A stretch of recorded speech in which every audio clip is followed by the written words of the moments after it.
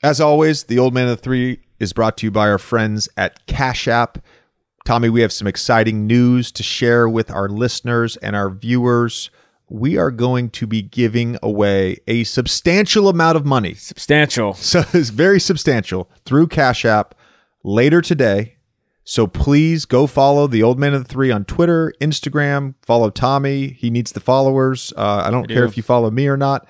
So Tommy, me, and some of our friends here at the Old Man of the Three, some of our loyal correspondents will be helping us give away a large amount of cash today. All right, let's welcome in 19-year NBA veteran, Hall of Famer, Duke legend, my former teammate, That's right. which a lot of people don't really realize. Right. Grant Hill. Grant, thanks for doing this, man. I appreciate you guys having me. Thanks for having. I'm a big fan of your podcast, and I'm just going to say it's about damn time. It took long enough. You invited me on here.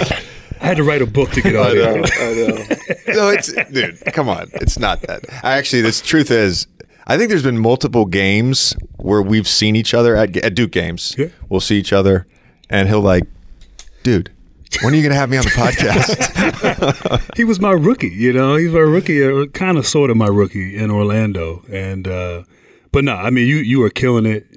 Just even with the podcast, television, a media darling and a media star, and it's fun to watch. That. Fun to watch. Let's hash that out, what you just said. Let's hash that out. What do you mean by kind of, sort of, my rookie? Well, I mean, so you have to understand, put it in the proper context. Before you arrived, I was on that team with a bunch of Duke haters. And I remember vividly, I want to say your last game, I'm trying to think, did you lost lose to LSU? Okay, yes. We were at Jameer Nelson's house in Chester, Pennsylvania. We were getting ready to play the Sixers the next day, and we were all, Jameer's mom, amazing woman, amazing family, food, big spread. We're watching the game, and everybody's rooting for LSU. And everybody hates Duke, and everybody hated you. And then the next year, we draft JJ that draft, and now he's on the team. And so I felt like, I just felt like I had to kind of like protect him. I don't know if I did a good job, but there's this. We were talking before. Yeah, I was going to say. I think we might have to tell the story. There's this story. I hope you don't mind me saying this, but you were late one day. One day? Okay, yes, you were late many days. 3 days. 3 days. Only time I've been late. Yep. I think he was late. You might have showed up like when practice was over, but it was definitely late in practice, and the veterans brought you in the locker room.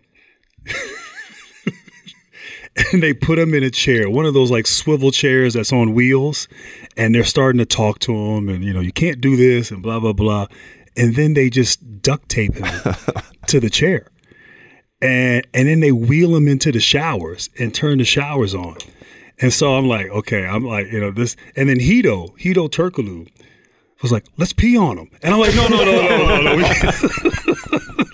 And so they wheeled him out onto the court.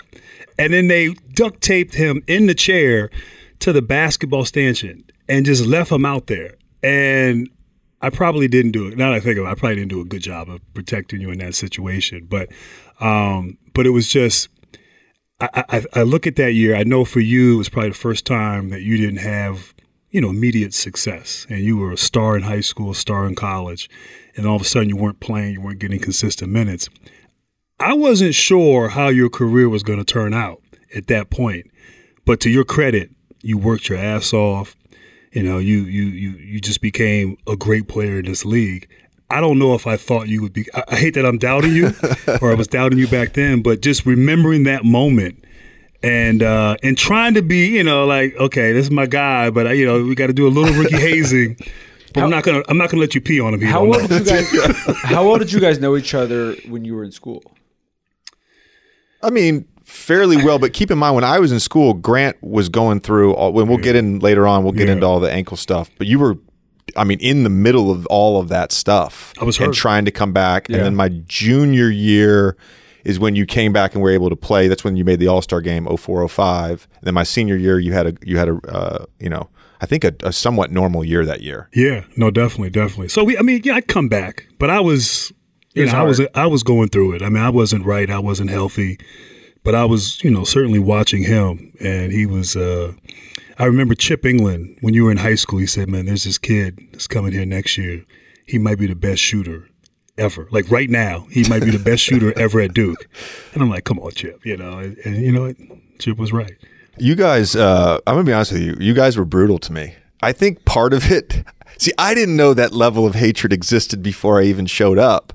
But part of it was me being a little immature, fairly immature, and my natural brashness, confidence that I give off. And so, like, I probably was an asshole a little bit my rookie year. And some of it, though, was like frustration. I mean, I was always polite to people. Like Turk used to like try to undercut me on layups. Remember Brian Hill kicked him out of practice because he undercut me on a fast break for no reason? Yes. Like Turk he gave me a black eye one time. He elbowed me. He caught the ball in the post and he didn't know I was guarding him because we had switched. He caught the ball in the post and he looked over his shoulder and he saw it was me. Then he looks back and he just goes, bam, hits me with the elbow. Jameer and I are now very close friends, but like, even him, like, and we had kind of had a similar senior year or last year of college, and he was hard on me. You guys were hard on me, man. I think, you talk about Duke players who received the most sort of hate or hatred, and I don't know. I just feel like that was a period of time where it was like at an all-time high. You think of Laettner, and everyone talks about I Hate Christian Laettner, a great documentary, but you had Bobby. You had other, and we were winning and we had success. I don't know if it was at the level that you endured. And the beauty was that I thought as a player, you were able to channel that and sort of use that, kind of use that as motivation and take on this role.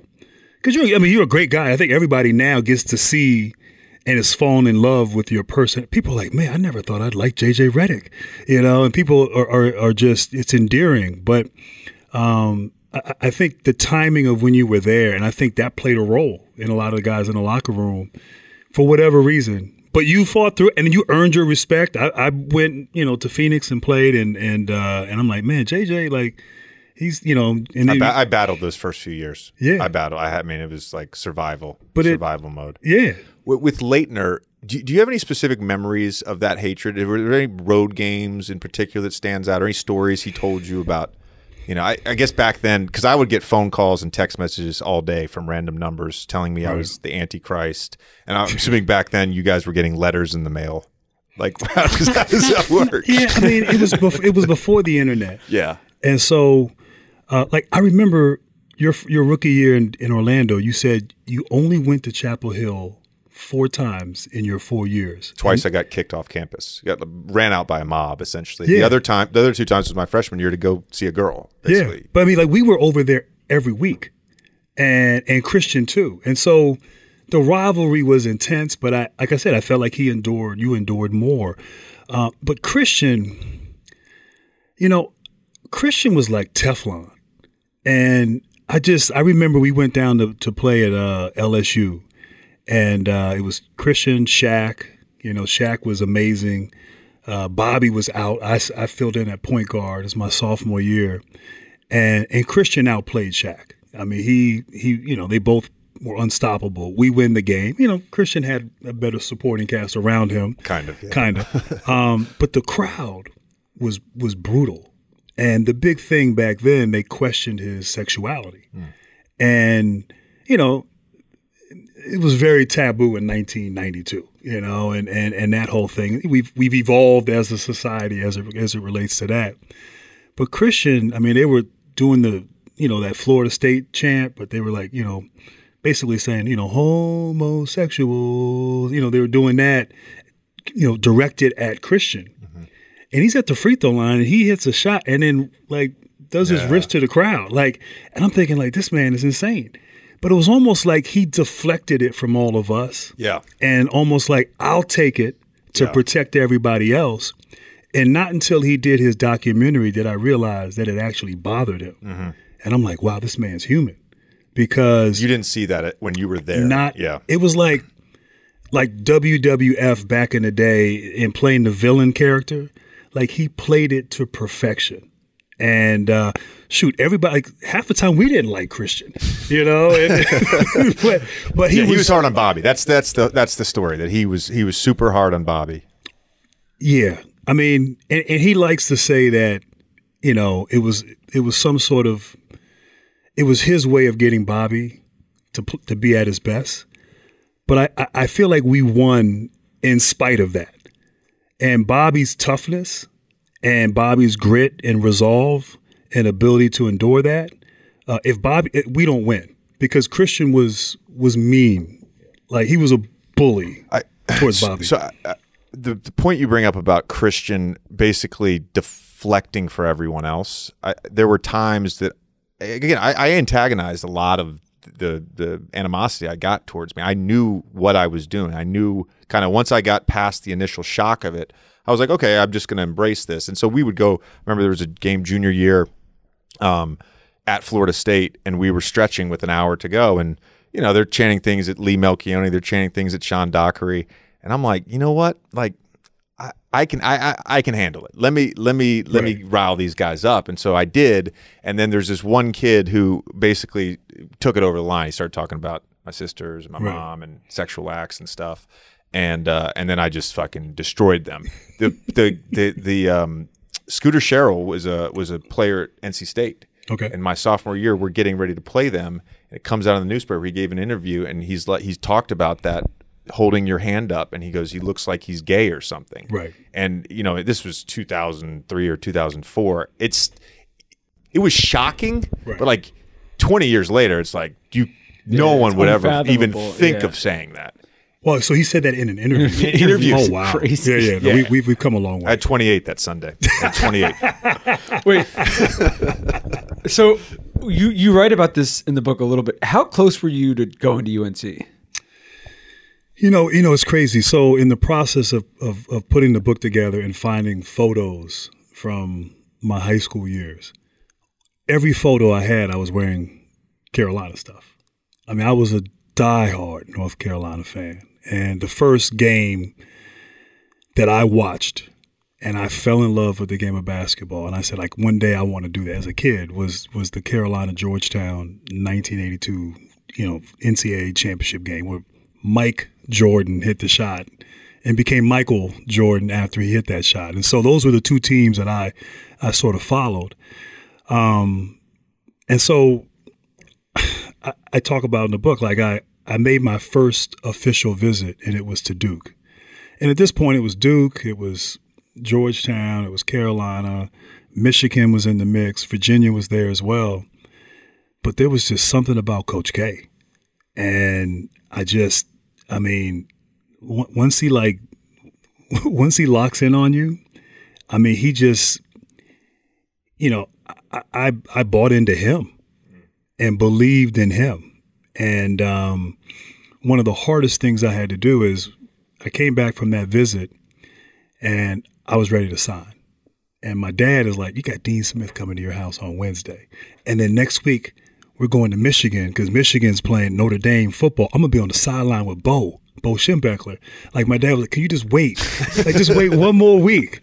And so I'm thinking, Dad, it would be disingenuous of me. I actually told him that. And you use that word. Yeah, because I'm shocked I even knew that word. I barely use it now. And maybe Coach K told me that during the weekend. But Dean Smith came in, and afterwards, the next day, I told my parents, like, I want to go to Duke. Mm-hmm. And matter of fact, I knew a friend of mine who was at North Carolina, a couple years older than me, went to high school with me. And I called her while I was down there on my visit to Duke. And she said, don't tell me you're going to Duke. I said, no, I'm just here on a visit. I'll you know. And so literally, like, and it wasn't like it was a great weekend. It wasn't like they threw some crazy party, but it just felt right. The guys on the team and Coach K, and I was in. I was all in that moment. And and then the crazy thing is, the following weekend, it was a historic game in Ann Arbor, and Rocket Ismail had like 3 touchdowns, ended up being on the cover of Sports Illustrated afterwards. My dad was like, man, you couldn't wait just one more week? I could have witnessed this great game, but But look, the whole family. I mean, they became huge fans of Duke basketball in the school, and it was a special time because we were becoming, what we ultimately became. So, Coach had some not great success when he first started at Duke. Then with Johnny Dawkins and Jay Billis and Billy King class, 86, they make the Final Four and lose in the championship. 88, 89, 90, they make the Final Four. I think it was 90, they lost to UNLV by 30 or whatever it was, right? Yeah. So then you guys come back in 91, you play UNLV in the semifinals, and Bobby hits a big shot. Then in the championship, you beat Kansas. You have one of the most iconic dunks in NCAA history, potentially in basketball history. That moment for Coach, like that getting over the hump. Yeah. Were you aware of how important that moment was for him at the time? Or were you just 18 or 19 living in the moment yourself? I think a little bit of both. I mean, look, I was a fan. I was at that 86 Final Four with Johnny in Dallas. So my dad and I, we would go to Final Four, 84 to 88. I was there in 88 in Kansas City when they lost to Danny Manning in the Final Four semifinals. So the narrative was starting to be like Coach K can't win which is crazy to think now when you look, 30 years later. But that was sort of the thought out there. And to win that, you win it in your freshman year. And to beat Vegas, to have the season we had, it was surreal. It was, I never look. Coach sat with us, and I talk about it in the book. Coach sat with us the first day of school, first time we meet as a team. We're in the old locker rooms. You guys had the nice locker rooms. We were in the old locker rooms, and Coach K's in there, and he puts on the board, national champions, and he's like that. Basically setting the tone, establishing the vision for the season. And I'm looking around the locker room. I'm like, does he not know UNLV has everybody back? Like, I'm looking around. We have 2 starters returning from a team that, 3 seniors left.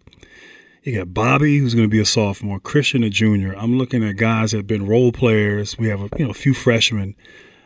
I didn't see it in that moment. But we worked. We got better. Coach, he willed us that season.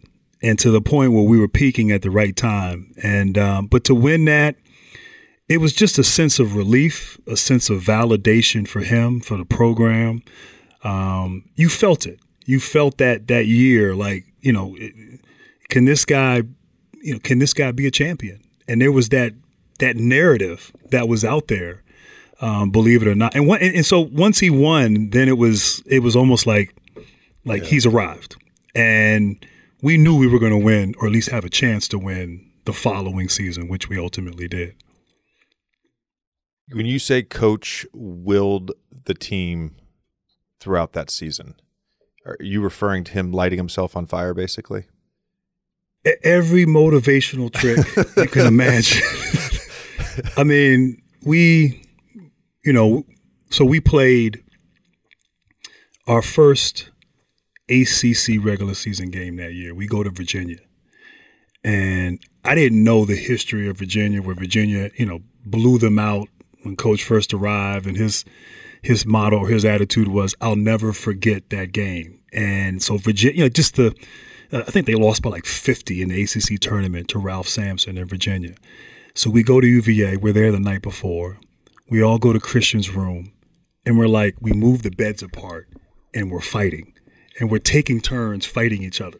It's almost like, a precursor to like MMA. Like, Grant, you and Tony fight, and then me and Laettner, we were literally fighting in the room.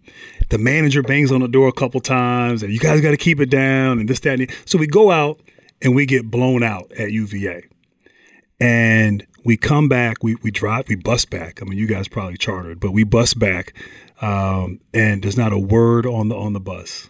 We arrive. He says, "I want everybody taped and ready in 10 minutes." It was the hardest practice I ever had in my 4 years at Duke. I broke my nose in that practice. And this is at what, 2, 3 in the morning when you guys got back, or was it a day game? It was a day game, but we were practicing at night. And so you afterwards you couldn't. A few years later they changed the rules. You couldn't practice on the same day as a game. So Tony, I go up to try to dunk on Tony. He blocks me, hits me in my nose, blood everywhere. So we're in the, it's during the holidays, the winter holidays. So I end up staying at Coach's house, which I would assume now might be a violation. But you may have just self-reported something. But Duke's by the book, so I'm assuming that Chris Kennedy in compliance made sure they handled that. So that was when I got an appreciation for how hard he worked. And think about it. I mean, you come in, you don't know what coaches do when they go home, and I get up in the middle of the night and I go downstairs because first of all, Coach loves ice cream. And he had like stacks of Haagen-Dazs ice cream in the freezer. And so I'm going down at 3 a.m. and he's watching film. And it's not, it's like reel to reel film. Yeah. and so I got an appreciation for it, but just how he pushed us and he willed us and he challenged us and he was hard on us and just building that collective grit and resolve that was necessary to win 6 games in a tournament. And so when we met Vegas, we had a week to prepare for them. And the master motivator, the master, like he can make you feel you can run through a wall. And we had a week to prepare. And not only did we prepare for beating Vegas, but he talked about once we beat them, being able to emotionally come down and be ready to play 2 nights later. Think about Gonzaga when they beat UCLA a few years ago and Jalen Suggs hit that incredible shot from half court. I don't think they had the emotion to come out. And Baylor was super athletic and talented, but like to come off that high and bounce back, it's really hard to do. And the funny thing is, the day after we beat Vegas, we go on the bus to the arena, to the Hoosier Dome. And man, guys have sombreros. We feel like we beat Vegas. Like it's all good. And so we walk on the court and coach says, "You guys aren't fucking ready. I'm not coaching," and leaves. And I'm the freshman. I'm like, oh shit, like what's going on here? Like we got a championship game tomorrow and our coach is walking out. And so, we gathered, the captains got us together, let's focus. We went and got coach on the bus, brought him back onto the court. And he was like, okay, you guys are ready. Now, maybe he was, that was his plan all along. But, I mean, we felt like we had arrived in that moment. And so just, body language, the mentality, all that stuff. Like, as you know, it's not about X's and O's with Coach K. We didn't win because of that.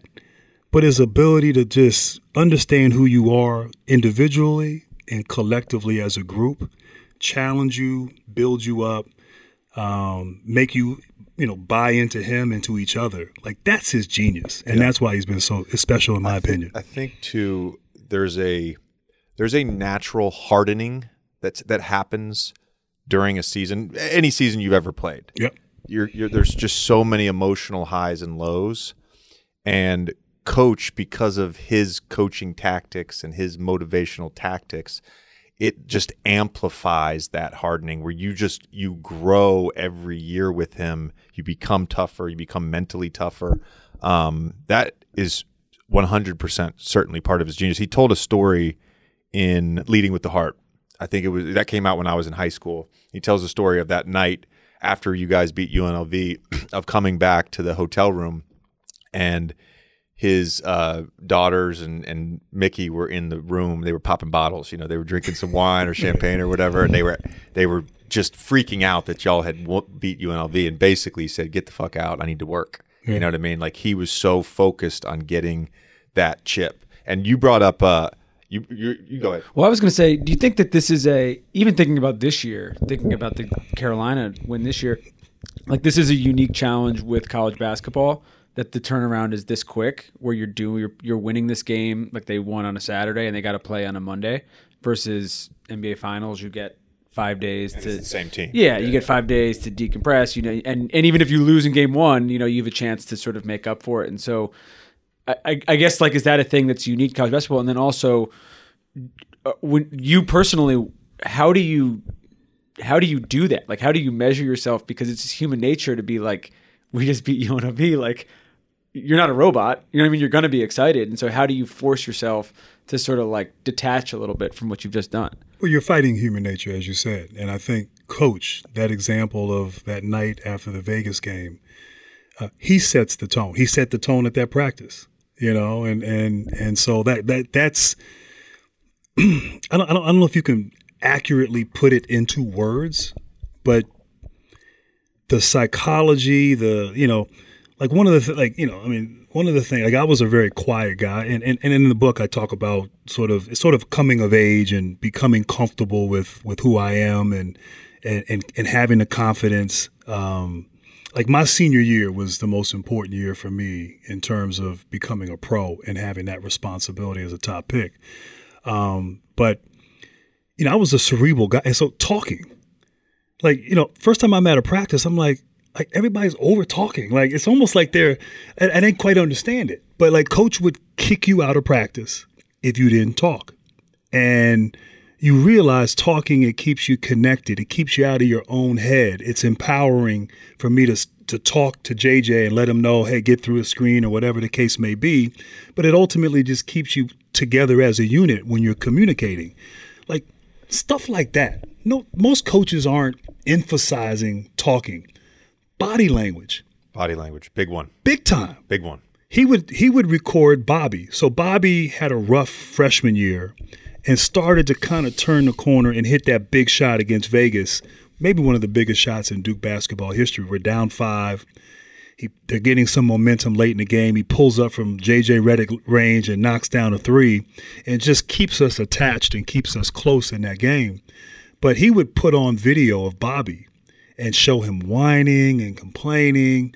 And then he would show video of Bobby like, confident, good body language. And he'd be like, Grant, like, what do you think when you see Bobby like that? I'm like, oh, God, this is a trick question.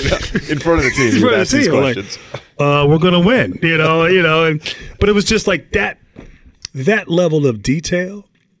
I think, most people might be consumed with execution, running your sets.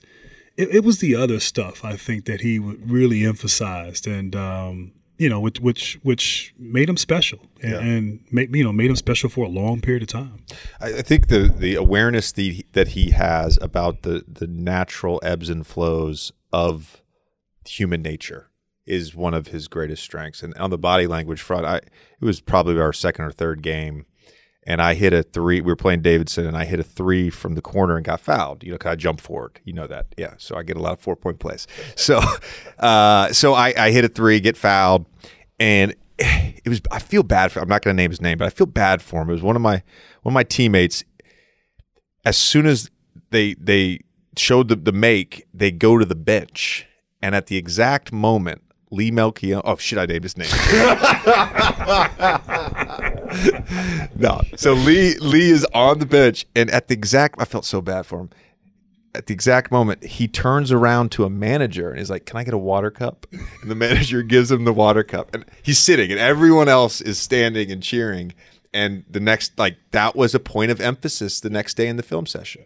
It's like, be enthusiastic for your teammates, acknowledge your teammates' success. There were countless stories of that, but I was always fascinated by the body language thing. And as I got older, and I'm sure you experienced this in pro locker room too, you can have 15 guys on a team. You can have 13 guys come with a great positive attitude to work. And you could have one guy or two guys bring the wrong energy into a locker room or into a practice or into a game, and it just saps you.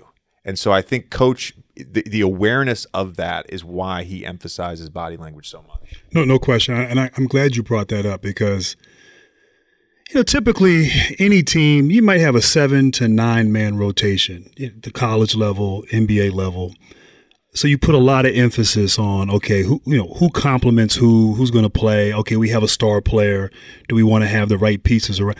But 10 through 13, 9 through 12, those pieces are just as important because, as you said, that bad energy, body language, that can ruin a team and divide a team. So I just think being very thoughtful and intentional when you put a team together and thinking about those who might not play.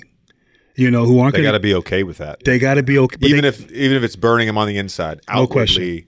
They've got to be up on every play. They got to be talking in huddles. They got to be enthusiastic at shoot-arounds. I know and you know what? I probably had a greater appreciation for the guys that were able to do that. I think of Ryan Hollins, of course, Willie Green, one of the greatest human beings I know.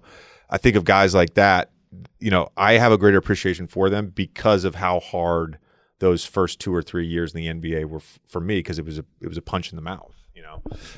You brought up the 82 game between Carolina and Georgetown as the game that sort of made you a fan of those schools, and that moment with Jordan hitting that shot had a big impact on you. And I've told this a million times, and you probably know this, but one of my earliest real basketball memory was your pass to Laettner to beat Kentucky. That was the game where I became a Duke fan, and I turned to my parents. I was like, I'm going to go play at Duke someday. It was just a big moment. I'm assuming you've watched that thousands of times, I assume. No. You've never watched it. Go ahead. Finish the question. My question is, if you have rewatched it, why do you think Kentucky plays such terrible defense on that play? I mean, I've watched it so many times where I'm like, they took a guy off the ball, then they don't front Laettner, who's literally at the top of the key, and then once he catches the ball, they act like statues. It's the weirdest 2.1 seconds I've ever seen. Well, I've watched that play a zillion times, and we get to relive it every year. And whoever would have thought that 30 years later, it's still kind of the go-to moment, if you will, almost an iconic moment in March Madness history. I've never watched the game, and I'm mad because we were really good and at times arrogant, and we would get complacent, and I felt like we let our foot off and almost choked. And I feel like Jamal Mashburn was kicking my butt, so I don't want to watch that. So I never watched. I did sit with Coach this year, and we did a little special for CBS, and we watched it together, and that, or at least watched parts of it together. So that was fun. But I don't know, JJ, when you were there, if you guys would do the 2-man drills every day to warm up. We used to do the drills where you'd have a partner, you'd throw it off the glass, get a rebound, outlet, run for layups. Okay. So we would end with the baseball pass. You throw it the length of the court to your teammate. The goal was to have him catch it in stride and lay it up. So I used to always brag, it's in the genes. I'm a quarterback, and I used to always throw it on target. So he would put me in those situations because we practiced the baseball pass every day. We had a play early in the year, one of our 2 losses. We were at Wake Forest. Trelawney Owens from Wake Forest, 6'10", was on the ball. The play was for Laettner to start in front of our bench and kind of streak across the court. And I throw it to him, and then his momentum will take him to the rim. But because Trelawney Owens was on the ball, I threw it, and it kind of curved and led Christian to the sideline. He caught it, but his foot went out of bounds, and we lose the game. And so I remember in the locker room with Christian, we were talking about it, and I was like, next time I'm just going to take a few steps back and not be so close to the line, and that way give myself some space. That's what I was just thinking to myself. I should have pulled back a little bit, could have got a better target, a better throw to you. So when I come out, I'm like, oh my God, so then I get even more nervous because I'm wide open. Now I'm like, oh shit, now. But we had a couple of other options, Bobby, but I'm thinking, Christian, he's been automatic. He's 6'11". They're a small team. Martinez is out of the game. I'm just going to throw it up. And Christian used to brag about he and I were the best athletes on the team. So I'm going to let his athleticism take over. But unbeknownst to me, Pitino told his guys coming out of the timeout, don't foul. That was the last thing he told Pelfrey and and so, as you said, when the ball's in, they're not even going for the ball. They're just kind of, matador defense. And thankfully he caught it, and then he took a dribble. I'm like, no, but he knocked it in, and in typical Christian fashion, he knocks it in. I have the best sight line, so I can see it. It looks good. The ball's hanging in the air. The ball goes through, and we all kind of are running after Christian. So I'm running right. He's running towards me, and he kind of ducks out of my way. He wants to enjoy that moment just a little bit longer before we all jump on him. But I joke about like Christian. I was a little upset at your network when they did the 30 for 30. And I'm not indicting them, but I mean, I was upset because I sat and talked about Christian in that documentary, and I told this beautiful story about Christian. We were going back his senior year to play at Canisius. He's from Buffalo, and back then, Coach would have a game for every player in their hometown, and we're better than Canisius. We're, Christian's senior year, we go on and win our second championship that year. At halftime, Christian has taken like one shot, and we're rolling. We're up by 20, and Coach is like, Christian, like, what's wrong? Like, this game's for you. And he's like, I want my hometown to see how good my teammates are. And we're like, oh, smack, now we can score. Like, and so Thomas and I, we go, like, we're going to get our career high tonight. But like that was the beauty of Christian. I mean, he could be abrasive, he could be hard, he was super competitive, but he was also an incredible teammate. And he got more excited for my great plays than I got excited. Like, he wanted to see me do well and succeed. And so there was this sort of, I don't know, there was these two sides to Christian, and I don't think that other side gets played up enough. People say, was he a jerk? Yeah, he was a jerk. Was he an asshole? He was an asshole, but I was with him every day. And that was my guy. And him being a jerk and an asshole, led us to some amazing moments that I'll forever be grateful for. It's amazing. Did you obviously grew up in a different era, and my sort of era was probably the last where guys would stay for 4 years, and when you played, it's pretty common, and especially at Duke, right. Literally not till '99 did anybody leave early. Did you give any thought either after freshman, sophomore, or junior year to go to the NBA? Yes and no. I mean, I was mad. I thought about leaving my junior year, but for the wrong reasons. And I was hurt, and I was a little bit upset about being hurt. And once I calmed down from that, and I was hurt. It was not the right time to go out, and that was actually, though, the first. It sounds crazy, but that was the first time I thought about the league. And yeah, like it just wasn't. I mean, we had so much fun. I knew when Christian left, it was like, okay, like, let's see if we can win without Christian and Brian. I got hurt my junior year. And then as Thomas Hill and Tony and I were roommates my junior year. And so Thomas, as a senior, was going out to all these pre-draft workouts. And I'm thinking, man, it's going to be me next year. And T. Lang and I, we would talk about that. Like, it's crazy. Like, he'd come back. He was in Indianapolis. He was Sacramento. And so that was like the first time that I really thought about, like, wow, the NBA is real. And so I think it just sort of illustrates, and maybe Duke was just a special place. Maybe other schools were thinking that way. But now these guys are thinking about in eighth grade. Yeah. And it's just a different world right now. I know going through grassroots basketball, AAU, all of that, nobody ever talked about the NBA. It was like, where are we going to go play in college? You're going to go to Big East, you're going to go to ACC, Syracuse, Georgia. Like that was all and I'm talking Weber and, guys from New York City, guys from DC. And so it was just a different time. And but no, I didn't think about the NBA seriously until like the end of my junior year. There's a interesting part of the book where you talk about scrimmaging the dream team. Did that beating them in that scrimmage, did that have any impact in sort of how you thought about you playing at the next level? I think it showed me that I can play at the next. Like, okay, we're going against the best, and we're kicking their ass. Like, we are.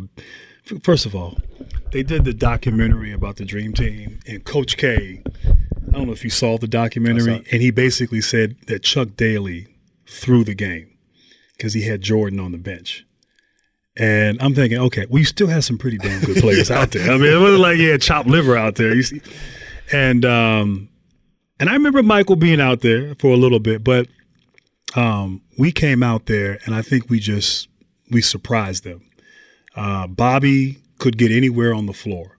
His dribble penetration. Allen Houston, he might have had 10 3-pointers. He caught fire. Chris Webber was a load inside. Penny and I asked, like, we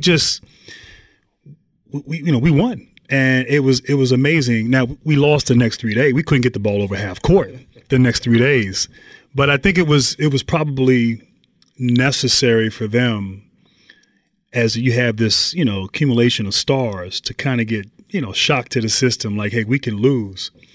But it was the greatest week of our basketball life. Like, literally, to be out there in 1992 with all these guys, we were just, it was, I'm still in this, we need to do a documentary on that week from the perspective of the college guys. Because we're all on the verge, we're all close to being in the NBA, and we had this opportunity to be around these guys. It was incredible. Absolutely. Who was the best player on your team? Like in that week? In the scrimmages? It's okay if probably you say Bobby and Webber. Okay. Yeah. Bobby was, Stockton was not a great on-the-ball defensive player. He was really good at helping. I think he career steals leader. Yeah. He was really good, helping, getting steals, but on the ball was not great. And then Magic couldn't keep Bobby in front. The only way they could stop Bobby was putting Jordan on him. But Bobby's dribble penetration created opportunities for everyone. And then Webber was just, he was just dunking on everybody. It was insane. Do you think the Dream Team guys knew how good you were going to be? No. I think they respected us, but I think that first day they weren't prepared for that. We got there a little bit early, and we had a chance to practice, and we were all hyped up. But it's interesting. I used to go back to Duke, and in the summer you play with the college guys, and they're coming at you. Like, for them, it's like, okay, we're going against an NBA All-Star. And I remember I went back. I'd go back the first few years out of college, and then when Elton and Shane and McGrady and Carawell, like that crew was there, I was like, oh, I got to get taped. Like, these guys, you might get embarrassed out there. And so, but they were easing their way into it. And for us, it was like, it was a lifetime opportunity. And, but like I said, the next 3 days, we had no chance. An out-of-context quote that I hope gets aggregated somewhere in the interwebs is the only chance the Dream Team had to stop Bobby Hurley was to put Jordan on him. That's amazing. No, it really, that's amazing. And that's not a knock on Bobby. No. It's so disappointing that he didn't get to have, the full career, because he was magical, man, and he was tough, and I loved him as a competitor. He was a great competitor, a selfless guy. On the court.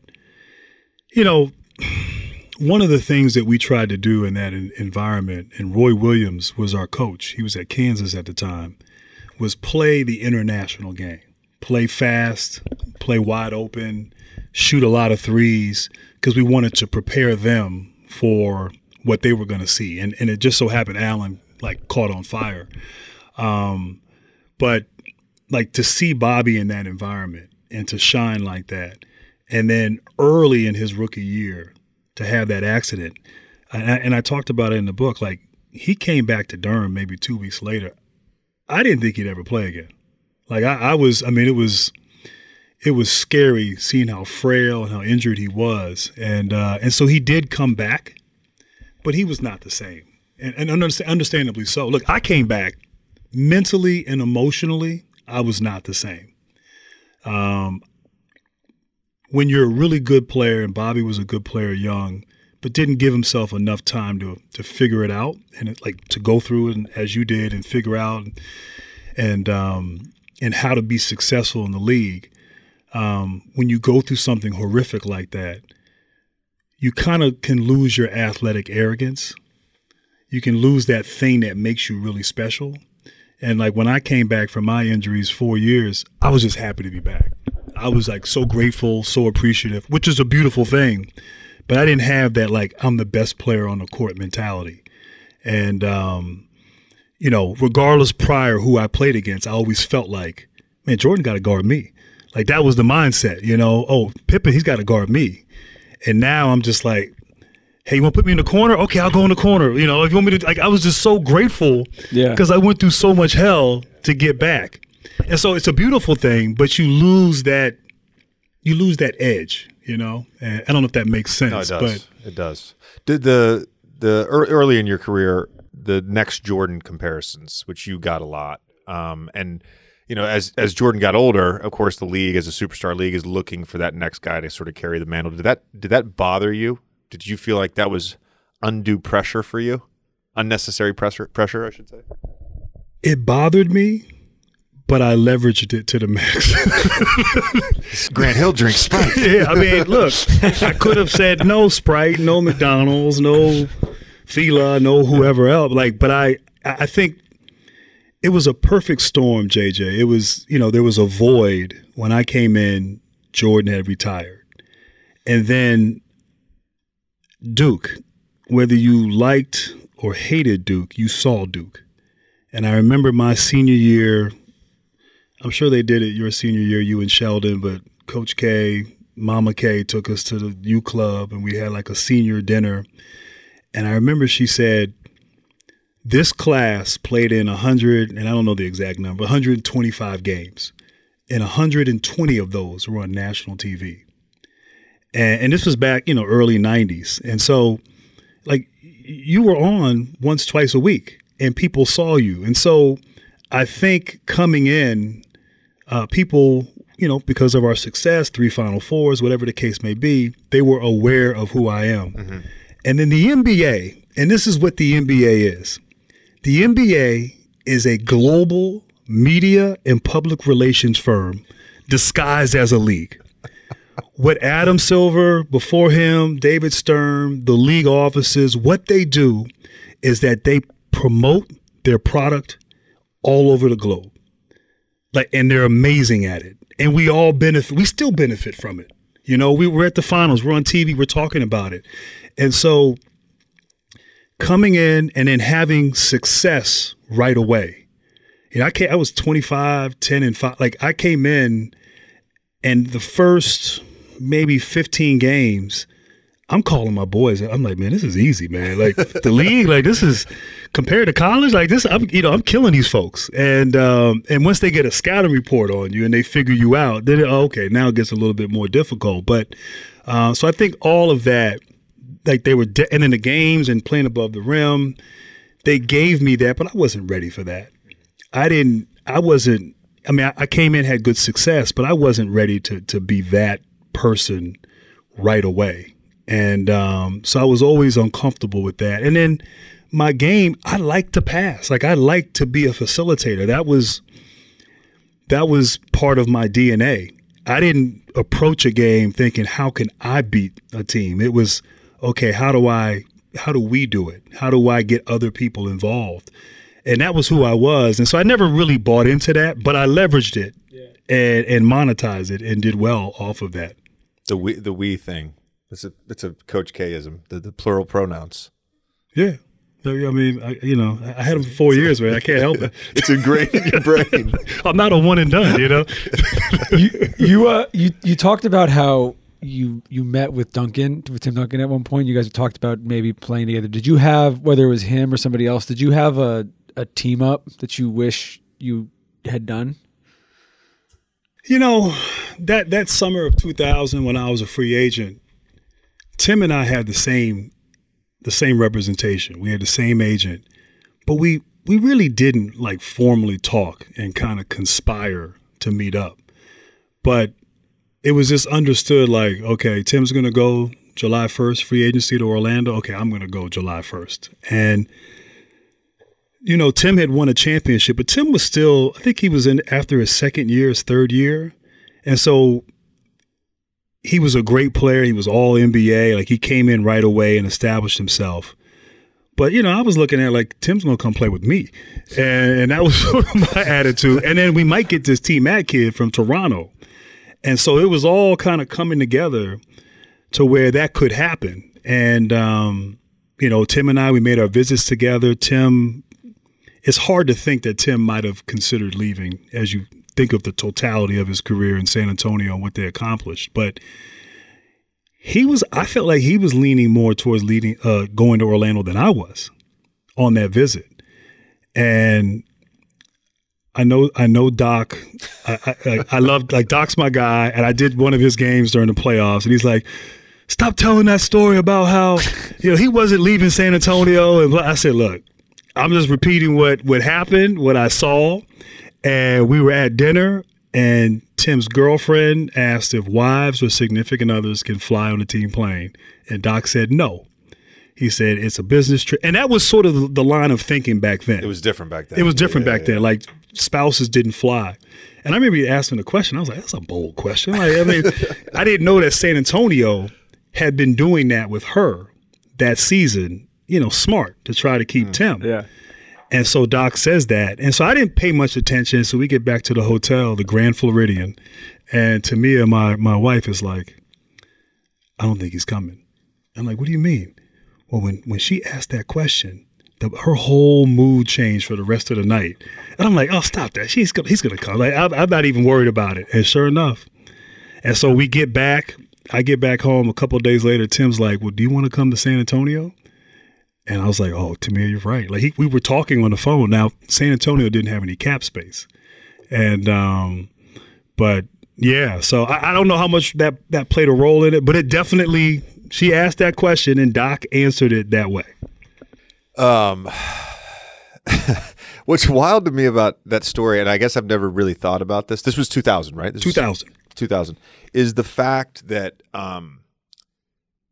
for whatever reason your CBA was set up the way it was, that Tim Duncan could be a rookie in 1999, a second-year player in 2000, and then be able to sign with another team. I think 2 years. I think it was 3 years. He came out, I think, in the 97 draft. Was it 97? Rookie year 98. Okay. Then they win the lockout year in 99. Yeah. Then they lose in the first round because he hurt his knee. So and they lose, I think they lost to Phoenix in the first round with J. Kidd and Penny Hardaway. But yeah, third year, he's a free agent and can go sign a max anywhere that has cap space. And so they wined and dined us. Like they I mean, it was as much as you can wine and dine in Orlando, but they went all out to try to bring us in. And I still have a jet ski that they gave us, which is probably circumventing the cap, but they gave me a jet ski. We're timing out all these people breaking rules. I still have it. It's like 20 years old. It doesn't work anymore, but I have it on our dock, and it's like Grant Hill, Orlando Magic, number 33, that they gave me on my recruiting trip. Look, we all have our favorite go-tos, right? Shirts, sweaters, jeans, the stuff you wear all the time. Well, whoever you're celebrating this Father's Day, you can give them something timeless they'll hold on to for life. Give them Buck Mason. Here's why we love them and why your dad will too. For starters, Buck Mason's clothes are second to none. They're timeless and never go out of style. Everything fits great out of the box, and these shirts have become my new favorite immediately. Buck Mason makes all the essentials: jeans, shirts, jackets, all your go-tos, and so much more. I love the tailored look and fit of their t-shirts, and the curved hem tee is fantastic. GQ loves it as much as we do, calling it the best t-shirt in the game. Yeah, I love wearing their clothes. They just feel and fit great. So whoever you're celebrating this Father's Day, give them something timeless they'll hold on to for life. Give them Buck Mason. For a limited time, you can get 15% off on great gifts for dads or for yourself when you spend at least $100 at buckmason.com/OM3. That's BUCKMASON.com/OM3 for 15% off on great gifts for dads when you spend at least $100. buckmason.com/OM3. Free trial subscriptions suck. That may sound a little harsh, but let's be honest. We all know we're going to forget about them, only to suddenly realize months later that you're paying for something that you're not even using. And that's if you remember. Well, now you can fight back with Truebill. Truebill helps you identify and stop paying for subscriptions you don't need, want, or simply forget about. Truebill makes it incredibly simple. Just link your accounts and Truebill will cancel your unwanted subscriptions in one tap. On average, people save up to $720 a year with Truebill. And your Truebill concierge is there when you need them to cancel unwanted subscriptions so you don't have to. Truebill has over 2 million users and has helped save them over $100 million. That's a lot of cash. And who doesn't need some more cash in their pockets? Truebill saved me a bunch of money that I had no idea I was losing every month. So don't fall for subscription scams. Start canceling today at truebill.com/JJ. Go right now, truebill.com/JJ. It could save you thousands a year. One last time, truebill.com/JJ. Hey y'all, we'd like to thank Edmunds for sponsoring the Old Man and the Three. Look, car shopping is already a confusing and stressful process, and with inventory shortages and a new issue popping up seemingly every day, the process is forever changing and hard to keep up with. Well, Edmunds goes the extra mile to make car buying easier by providing shoppers with honest car reviews, video test drives, online shopping tools, and the latest consumer advice. Best yet, their vehicle appraisals are second to none. Yep, you can share the value of a car that was appraised and what you would consider upgrading to with that trade-in value. For example, something with better gas mileage, a hybrid, or an electric vehicle. They never ask for personal information, and you can get an instant, no-obligation offer after your appraisal that's good for 7 days. The free appraisal is just the tip of the iceberg. There's so many ways that Edmunds empowers its customers. So do it right. If you're considering making a change on the road, Edmunds is here to help. Visit edmunds.com/appraisal to get your free online appraisal today. That's edmunds.com/appraisal. Edmunds. They drive it like it is. Were there any legs to the rumor that you were going to get traded for Kobe? You know, I don't remember that. I mean, that could have been the case. It would have been 1999. I never. I mean, I would think it could have been. I mean, I would think if they were seriously considering that, Los Angeles, and talks intensified with Detroit back then, with my pending free agency, they would have reached out to my agent to see, because you're not going to make a change like that unless you have some assurances that that I would re-sign with LA. Yeah. So I've heard that rumor out there, but I don't know if there's any truth to it or not. But I will say this: one of the regrets I have, and I loved my time in Phoenix. When I left Orlando, I was a free agent, and we can get into what happened there. But Phil Jackson was calling me. Called me 3 times, and I didn't call him back. And because I just thought, oh, LA, they're done. Kobe's, he's off the reservation. He was coming out against Bynum. They imploded in the playoffs. And,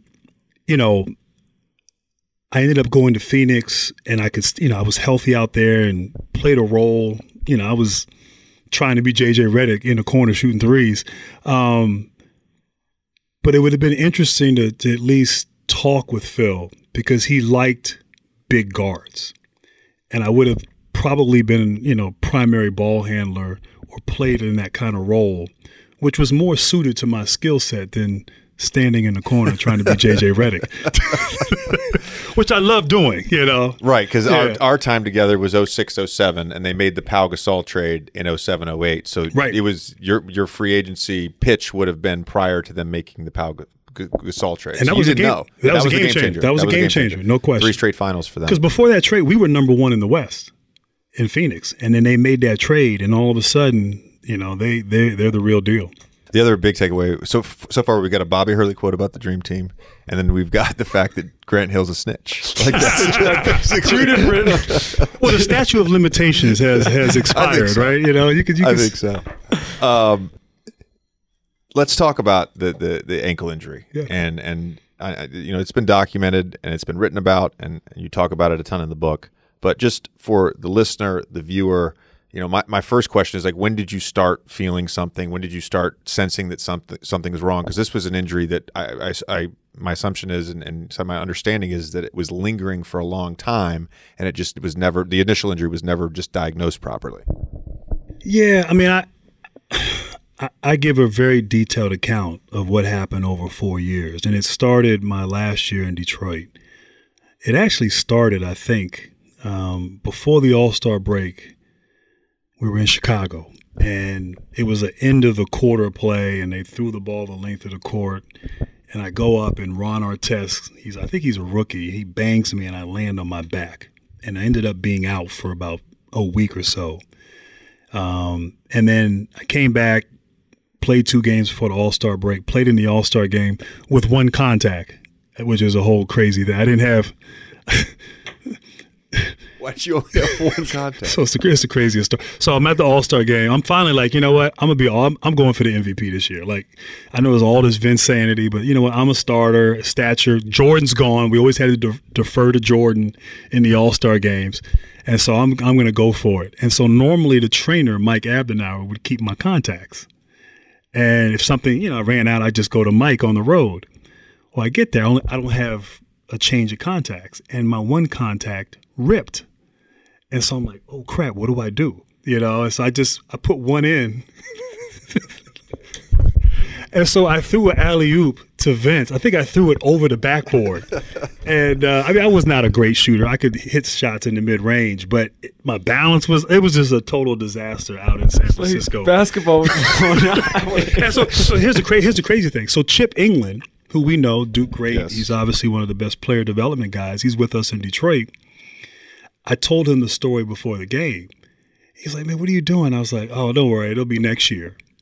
And, I got hurt that year. But anyway, so after that injury, I started having issues with my ankle. And it just progressively got worse over the last 6 weeks of the season. And played through it. I was still putting up numbers, but I wasn't practicing. I was getting a lot of treatment. And I think that it was probably a stress reaction that went to maybe a hairline fracture and then ultimately a full stress fracture. But we never got the imaging during that time. Was that sorry to interrupt, but was that normal? We're in this. Like I'm saying, to get an MRI, X-ray versus MRI. So I feel like I'm a foot and ankle specialist. So when it's bone, you get a bone scan, CT scan, or an X-ray. If it's soft tissue, ligament, joint, you get an MRI. I did get an MRI at the end of the year, and they said I had a bone bruise. But I think the normal protocol after that would be to get a scan for your bone to see what exactly is going on. And we didn't get that. And so we played in the playoffs, and I took a Medrol dose pack. Did you ever take one of those? Oh, yeah. Yeah. So I've taken those 4 times every time I took a Medrol dose pack and I came off of it, I'm out for the season. Like literally, I took it all 4 years. Like they gave me a Medrol dose pack. I'm feeling great now. I'm running, and then that thing wears off, and it was like my ankle's killing me. We get a scan, and I'm surgery out for the year. But it was in Detroit when it first started to hurt, and really just look. Nobody put a gun to my head and made me play, but also no doctor told me not to play, and I went against their advice and played. And so I could have, nowadays guys sit out. We have guys who will sit out for the whole year. It was a different attitude towards that back then. I remember, I know I'm all over the place, but I remember in 97, I'm in Detroit, and I'm leading the team like in points, rebounds, assists. I'm like second or third in the league in minutes. And there was a game, I tweaked something, I don't know, hamstring, whatever, and I sat out the next day in practice. And Rick Mahorn, the ultimate bad boy, he comes back, he's with us with the Pistons as a player. He's like, oh, soft-ass Dookie, you can't practice today. And like, you didn't sit out. Now, I would go back at him. I'd say, Rick went to Hampton, which then was Hampton Institute. So I used to say, you didn't even fucking go to college. You went to an institute. And so that would always be my comeback with Rick. And but I tell that story because there was just this incredible pressure to play. Like you did not sit out. And that's changed. The pendulum has swung the other way, maybe a little too far in some ways. But I think we're smarter now about identifying issues and monitoring them. And not having a situation occur like what happened with me. And so after that initial injury, you had 3 subsequent surgeries after that, one of which you were hospitalized for a staph infection. Yeah. Which surgery was that? So I had 3 surgeries, missed 3 years, and then I went to Duke finally, and Dr. Nunley and Frank Bassett, Dr. Bassett, who's no longer with us, they performed that surgery. And at this point, we're used to it at the house. We got a little pouch for the crutches to put your stuff in. You're walking around. We got urinals by the bed. Like we've gone through this routine. I got a little bell that, my wife, hated because I was ringing it all the time for stuff. And so I knew a couple of days after surgery, the pain would start to calm down. You sort of wean yourself off of the medication, but the pain was like intensifying. And I remember because our daughter was maybe a year and a half, we had all these thermometers around the house. So I had the surgery on a Wednesday. It was Sunday. The team was playing in Miami, and I'm on the couch, my legs propped up, and Tamia, like I'm shaking, I'm cold, and I'm like kind of shaking a bit. And she's thinking I'm being overly dramatic. And so she takes my temperature, and it's like 104 plus, 104 point whatever.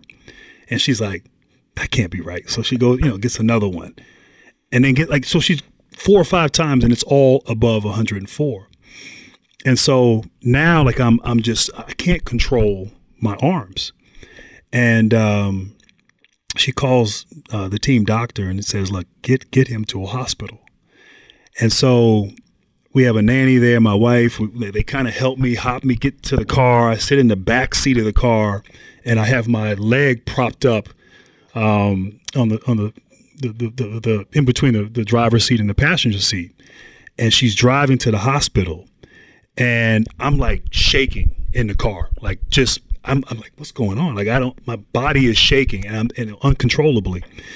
And I remember this in the midst of all this. I remember at one point we're driving down I-4 in Orlando, and she slams the brakes on. I'm sitting behind her. So I'm shaking, and I have my foot up here, and I don't have a seatbelt on. So I fall like right into the back of her seat. And my hand comes around and hits her in the face. So now she's yelling at me in the car, and because I hit her, and it was just back and forth, and I'm shaking. We go to the hospital. They get me. She goes and gets this wheelchair. They wheel me in. We can't find the doctor. We're at the wrong hospital. So now she's like, get him back in the car. They're like, no, ma'am, he needs to be in here right now. And so they're screaming at each other. We get back in the car. We get to the hospital. I was basically septic. Like I was, and I remember they're wheeling me down the hallway, and they're talking to me, like, what's your name? What year is it? They're trying to, and they wheel me into this hospital room, and everybody's around me. My arms are shaking. They strap my arms down, and they start putting in IVs, and I'm thinking like, I'm about to die. Like, and I don't know how close I was or whatever, but in that moment, I was just like, this is crazy. My chest was heavy. If you have like you're doing a max bench press and you can't do it and you're stuck on your chest like that. It was that feeling on my chest. And I thought to myself, like, this is it. Like, I can't believe this. They cut off the cast or the splint, and from my knee down, it was black and red. And so they figured it was an infection. Turned out either the incision opened and caused the infection, or the infection caused the incision to open.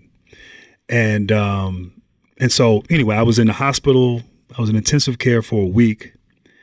Went back home, and I was getting around the clock care from a nurse, getting antibiotics like twice a day. I'd go to this hyperbaric oxygen chamber. I did that for a week.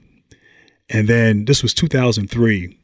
So things kind of had stabilized, and the doctors at Duke said, can you send a photo of the incision? And so it's 2000, like, we didn't know how to like take a photo and email it. You think like nowadays you just, you take a photo, you send it. But back then it's like, how the hell do we do this? And so we finally figured it out. They said, can you come up to Durham? And we flew up on a Friday. It was Friday going into the Final Four weekend when Syracuse won Carmelo's freshman year. So we fly up that Friday. We go see this plastic surgeon, reconstructive surgeon at Duke.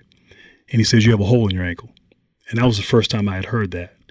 And he said, we need to operate, and we're going to operate. We're going to keep you overnight or keep you over the weekend. We'll operate on Monday. And they took skin from my arm veins and arteries, and it was a 7-hour surgery. It's called a free flap, but essentially like a patch over the incision area, the hole. And anyway, I was in Durham for 6 weeks. I brought one change of clothing, ended up being there for 6 weeks, and did not realize that if this didn't take, then amputation was going to be considered. And so it was a scary time. And and Coach K, I love him. I mean, he was great during that time. He'd come to the hospital and he's like, "You're going to get back. Like, you're going to play." And I'm looking at him like, "Man, look, I don't want to play anymore." Like, I was done.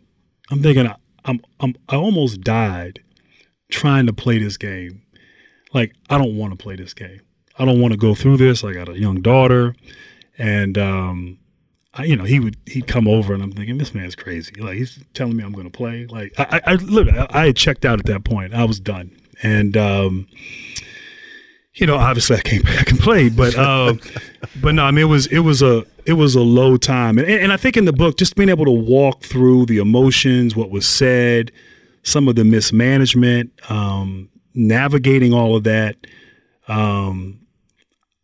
It was, on one hand, it was crazy. I think it was crazy writing about it and living in that space, because, and one of the things that Coach was really emphasized, and I think I lived this way naturally, but he would always say next play. That was a mantra at Duke, next play, regardless of what happens, good or bad. Move on to the next play. Keeps you present, keeps you focused. Something happens, celebrate with your teammate, but then move on to the next play. And so going through that whole ordeal, I kept looking ahead like, okay, I got to be on crutches for 4 months. Well, my arms are going to get strong. Like, I stayed so positive. What do I have to eat? Do I have to stay in shape? I'm going to play till I'm 40. I'm going to make up for it on the back, whatever. And I didn't allow myself to feel what I was going through. And really writing the book, I got to feel it. And a lot of that, I think that I suppressed came out. And so it was a little dark, and you got a little bitter and resentful and mad. But I think ultimately it was healthy going back and unpacking that. And so in the book, I go through all of that. Yeah. Two questions to follow up on that. So why or when did you sort of make the decision to continue to try to play? Like, what was, because you're sitting on the hospital bed, you're talking to Coach K or whatever, post surgery, post infection, and you're like, fuck this, I'm done. And on the point about bitterness, I'm sure you had it, maybe not to the level you had it when you were writing the book, but I'm sure you had it at the time. And sort of, how did you sort of process that bitterness? How did you sort of manage those emotions when something gets taken from you, your gift, your all the work you put in, that all of that, your career, your Hall of Fame All-Star career? How do you process all of those emotions?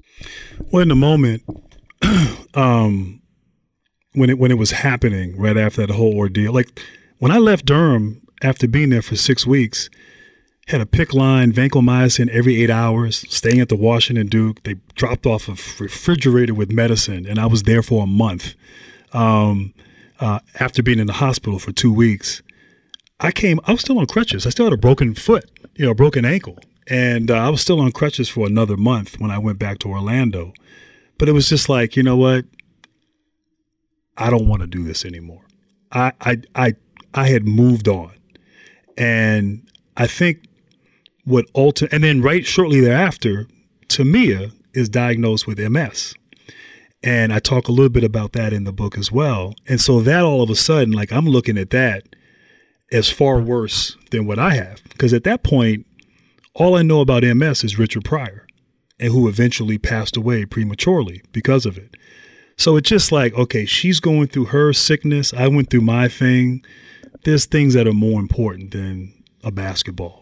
And so that summer of 2003, that was where my head was at.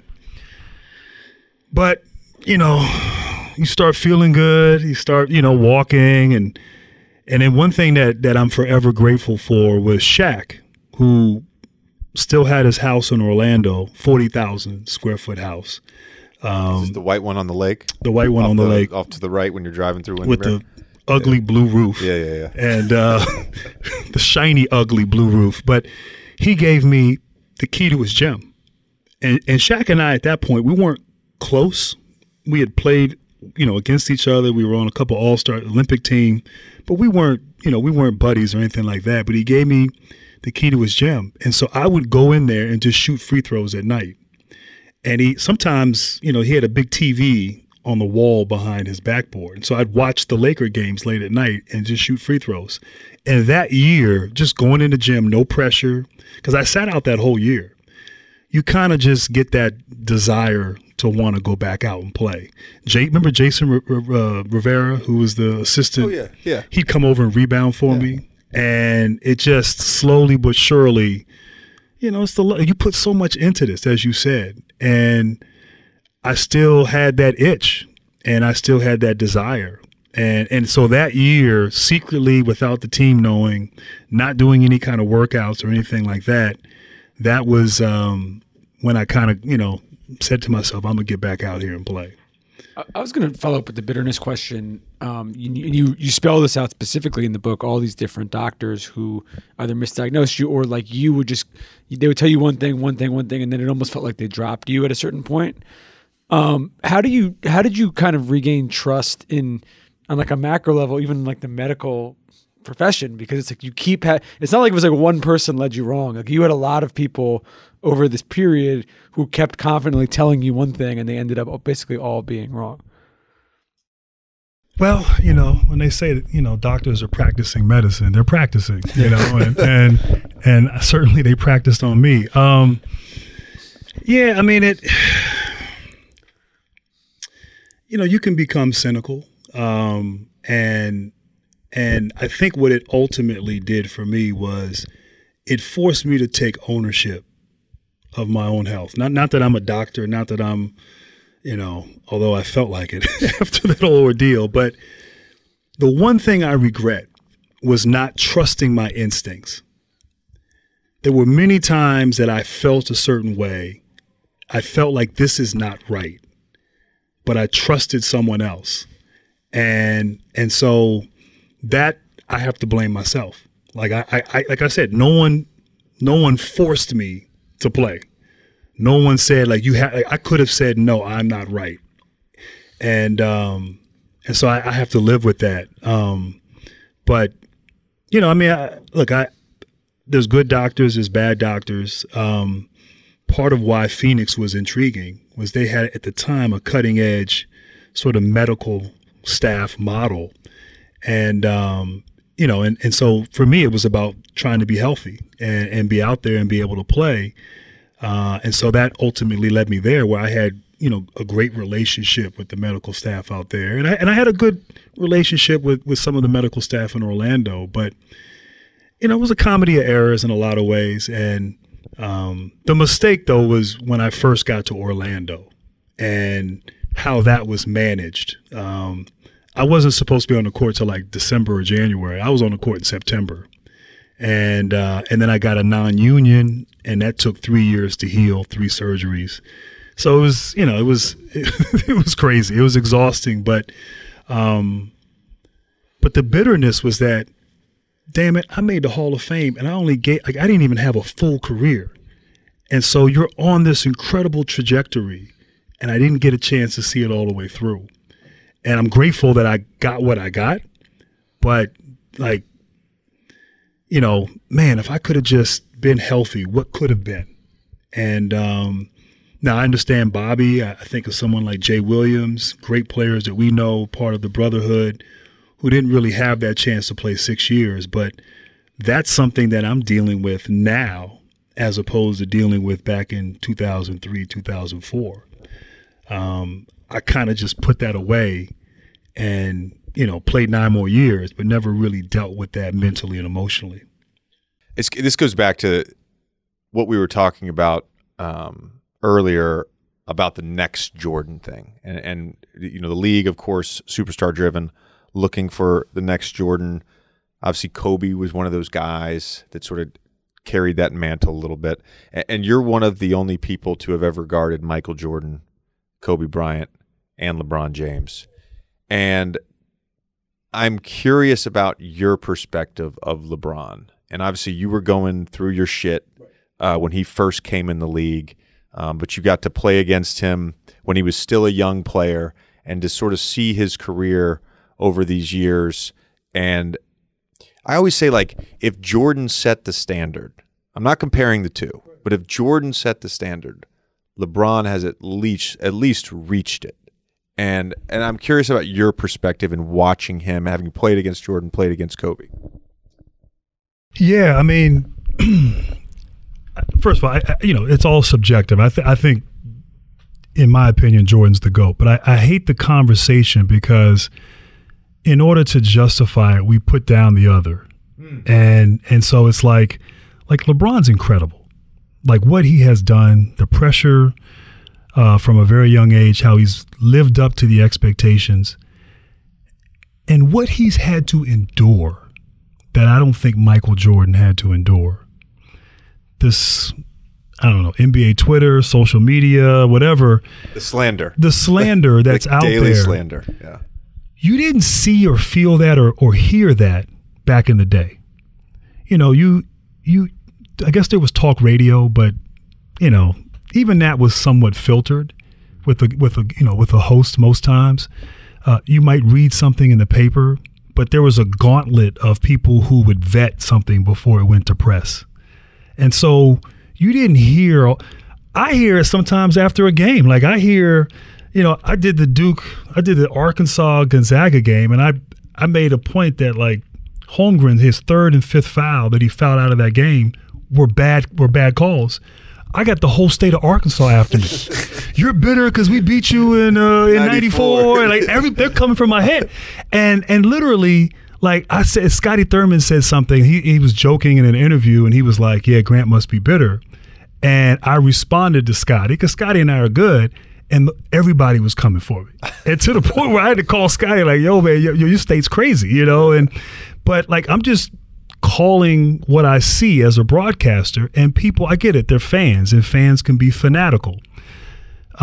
Jordan didn't have to experience, like LeBron had that added burden of that, like just hearing it from everywhere, and how he's been able to tune that out and go out and play and be a pass first guy who could very well be the all-time leading scorer, which is incredible.